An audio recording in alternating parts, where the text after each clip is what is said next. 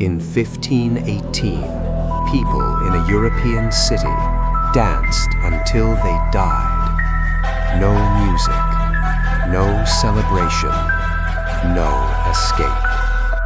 This is not a legend. This really happened.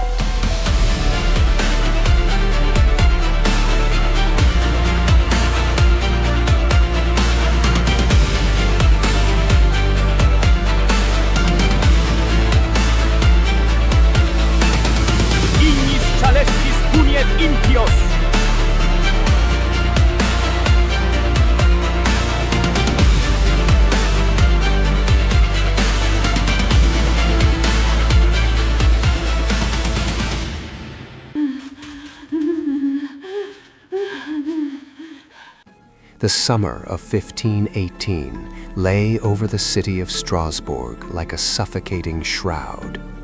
The air was thick, humid, unmoving, not only with heat, but with fear. Narrow, cobbled streets trapped the stench of unwashed wool and stagnant sewage. Timber-framed houses pressed in on one another like closing jaws. The people were exhausted. Years of famine loomed over every household. Holy Roman Empire taxes drained what little remained. Disease haunted the Rhine that spring. Among the poor, the paupères, everyone knew the truth. A bad harvest or a minor illness meant ruin. The city lived in silence. But the silence was stretched tight, too tight.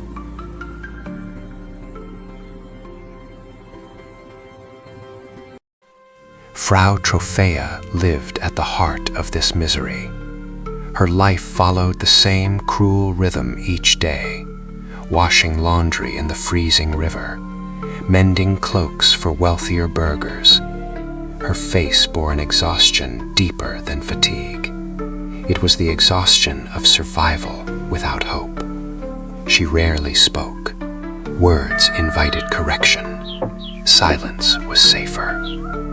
Like many women, she carried the household economy on her back and the weight of judgment on her soul. Scarcity, shame, fear of divine punishment. There was no place for grief, no release for despair. Only in torrents. Strasbourg was already cracking. Crop failures had driven grain prices beyond reach. Malnutrition weakened bodies and minds alike. Fear of Saint Vitus, the saint associated with seizures and nervous illness, spread quietly. A tremor was no longer just a tremor. It was a warming, a curse.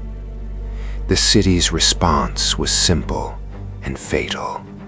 More prayer, stricter church attendance, no relief, no reform. Pressure continued to build. Then, one morning, something broke. On July 14th, Frau Troffea stepped outside her home. Without music, without warning, she began to move. Not gracefully, not rhythmically. Her feet stomped wildly against the stones. Her body twisted and convulsed. Her eyes stared blankly into the sky. She was not dancing for joy. She was fleeing stillness. This was not celebration. It was escape. She danced for hours, then through the night. Her feet blistered and bled, but she did not stop. Neighbors watched in horror. Some blamed bad rye, her god poisoning. Others whispered of the devil. Crosses were drawn, prayers were murmured, yet no one looked away. By the third day, she was still dancing, and something dangerous happened. Others joined, not because they wanted to, but because something inside them recognized the release. Within days, dozens followed. Servants, tradesmen, beggars. No music guided them, only exhaustion, only need.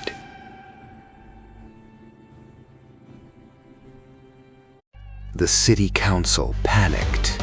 Physicians were summoned. Trained in Galen's humoral theory, they reached a chilling conclusion. The disease was hot blood. The cure, movement. The dancers must not be stopped. They must dance the fever out. It was a catastrophic mistake. Stages were built in city squares. Guild halls were cleared. Musicians were hired. Drums, fifes, day and night. The intention was control. The result was amplification. The rhythm pulled more bodies in. Strasbourg became a city performing its own collapse. By August, hundreds danced at once. Musicians played in shifts. Faces twisted in agony. Bodies moved without command. Joy had vanished. Dance had become torture. Then, the deaths began. People collapsed mid-motion, from exhaustion, from stroke, from heart failure. The streets became open graves.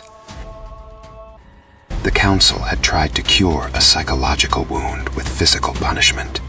They failed. Dozens died. Order had become lethal.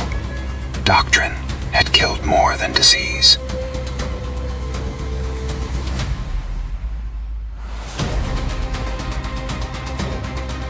Frau Troffea still lived. Barely. Her movements slowed to a painful shuffle. Her mind drifted in and out of awareness. In rare moments of clarity, she understood.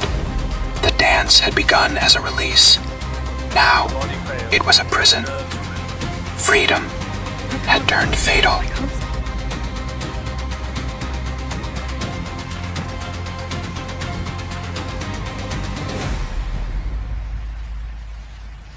Finally, policy changed. Stages were dismantled. Music was banned. Clergy took control.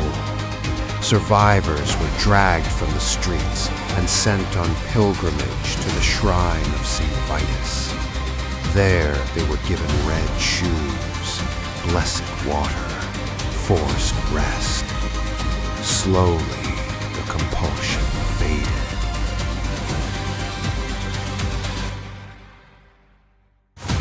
The survivors returned broken, weakened, ashamed, never fully integrated. They carried the city's failure in their bodies.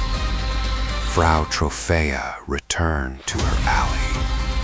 The silence was unbearable.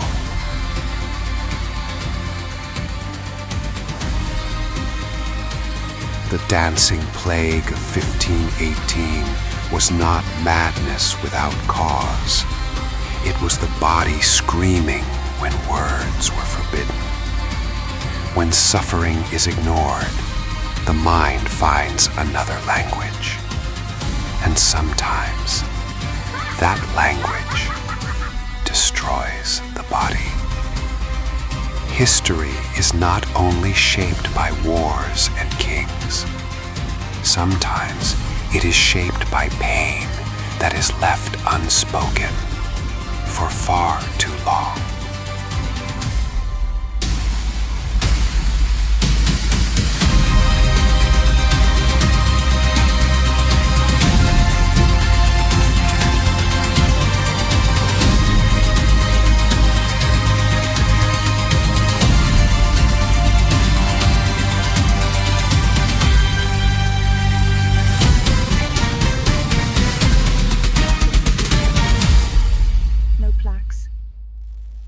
But my hand.